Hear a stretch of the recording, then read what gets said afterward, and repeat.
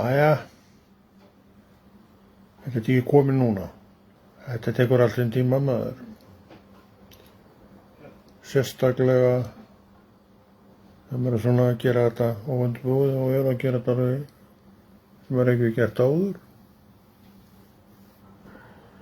Já, ég er nokkru sinni gert áður. Ég kem mér ekki neðar á myndina.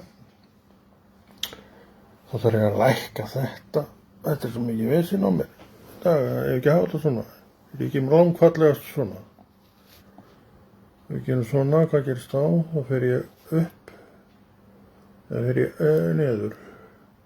Ég fer upp. Og aðeins upp. Heldur betur upp. Aðeins meira upp.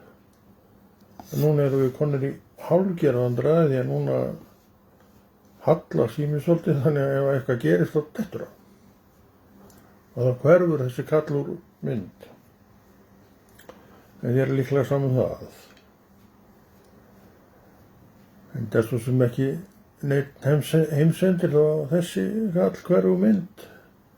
Hann getur bara sett sér aftur í mynd seinna. Og þá verður þú voða glaður og glöð. Þannig þetta er bara eins og það er. En eins og alltaf áður þá hef ég svo sem ekki neitt að segja. Alltaf saman sagan hjá þessum göflurum. Þeir fara í útsendingu og svo hafa þær ekkert að segja. Tala samt. Eins og ykkur sagði. Þá hann hætti að hugsa og byrjaði að tala. En það er nú ekki góð leksía. Maður á að segja svoleiðis ígrunduð orð að það lifnar allt við í kringum okkur. En stundum erum við bara ekki þessir gæjar. Og stundum bara látum við vaða á upp undir súðum. En það er heldur engin leið. En það er rigning í dag. Það komið vorangan í loftið. Og svo framvegis og svo framvegis. Já, það er orð Guðs, ekki? Við sem trúum. Við höfum alltaf einhver orð Guðs að segja. Og að því að við erum, já, við sem við erum. Og Drottinn miskunnaði sig yfir okkur. Og við munum þessa miskun. Og trúum því að við höfum ekki farið erindisleysu með trú okkar. Það er ég heldur ekki að gera. Því að trúin í gjöf, fyrir þennan einstakling, en vilji Guðs er að hann láti aðra vita. Hef ég verið duglegur við það? Duglegur. Ég er allan að trúa þér í dag. Jú, ætlum að hafa ekki verið þokkalega duglegur við það. Maður er ærleg manneskja í dag, maður er svo sem alltaf verið það, maður er allan í dag og stendur sig í stykkinu. Gætir þess að skulda einhverjum neitt og vera með öll sín mál, fjárhagslegu mál í skilum. Og ég get sagt þér það, ef þú ert vanskilamaður, sem margir eru, og maður var það sjálfur, hættu. Gangt í þig, taktu saman og byrjaði að greiða niður. Sendu við skuldunutana, þeir taka þér vel og byrjaði að greiða niður. Og ég segi það að því kemur að þetta núllast allt út. Hjá mér gerði ég samning við mína skuldunuta til 4-5 ári, man ekki hvort var. Og maður var komin á þann stað með sjálfan sig að segja maður, þetta verður ekkert mál. En einhvern tímann hefði maður bara rosið hugur, maður 5 ár, maður líður aldrei. En maður var komin með allt aðra afstöðu til mála og ég sagði 5 ár, ekkert mál. Og 5 árir voru ekkert mál. Þau liðu og allar skuldir að baki. það er allt hægt. En ef maður byrjar aldrei, þá gerist heldur ekki neitt. Það er ekki nóg að vera að hugsa að hætta og hugsa að gera þetta og hugsa að gera hitt og gera það svo ekki. Hvað segir það mér?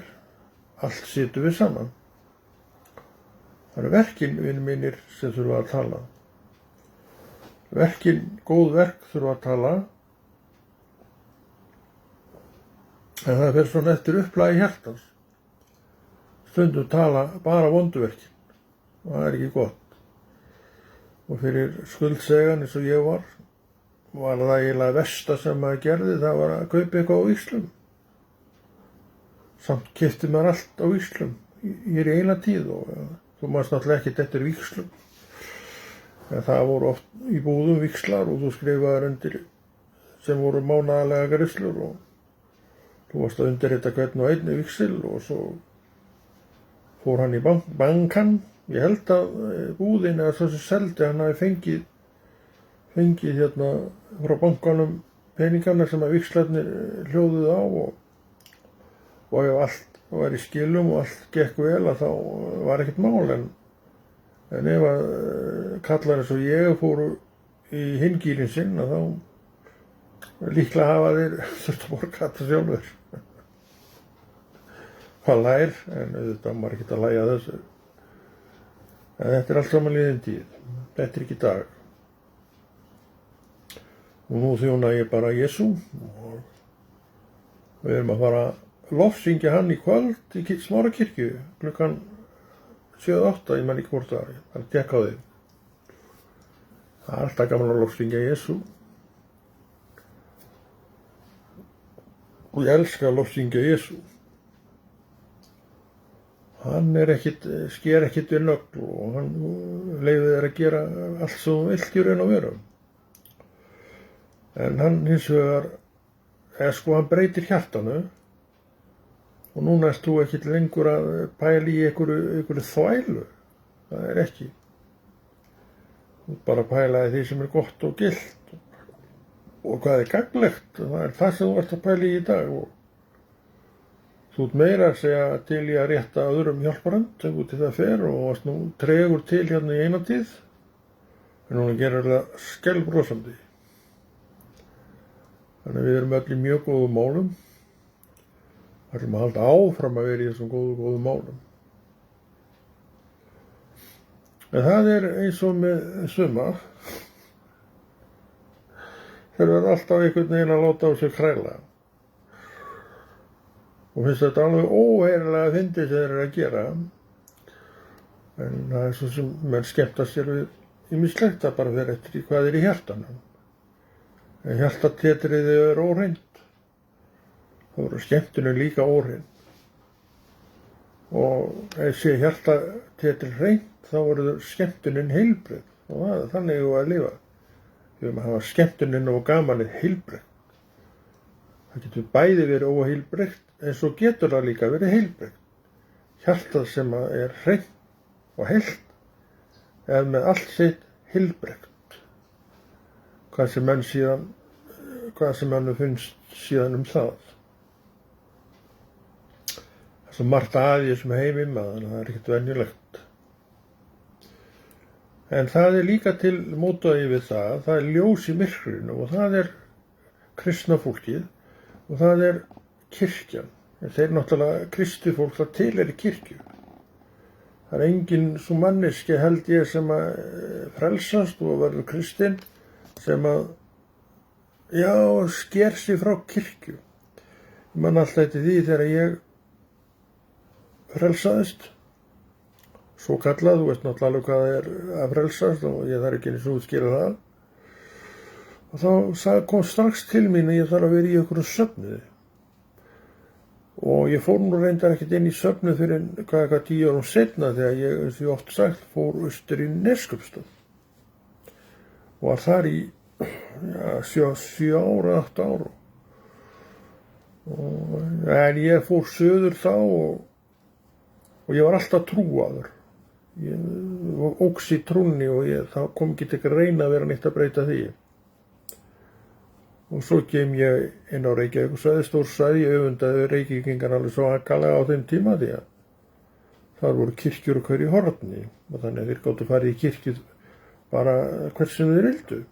En það var ekki hjá mér og það er nú ennþá þannig út á landi að það er þjóðkirkja og kannski á einhverjum stöðum Hvítasunnu kirkja og það var í þann daga hálfsmánaðarlega messa. Þannig að það var ekki mikið um það en þessi mætti alltaf í kirkjuna, messuna. Það var nú bara vegna þess að þar var nú bara Guð, mætti maður Guði. Og Drottinn staðfesti þetta einu sinni því að Guð sé ekki í þjóðkirkjunni. Það var nú einn þvælan.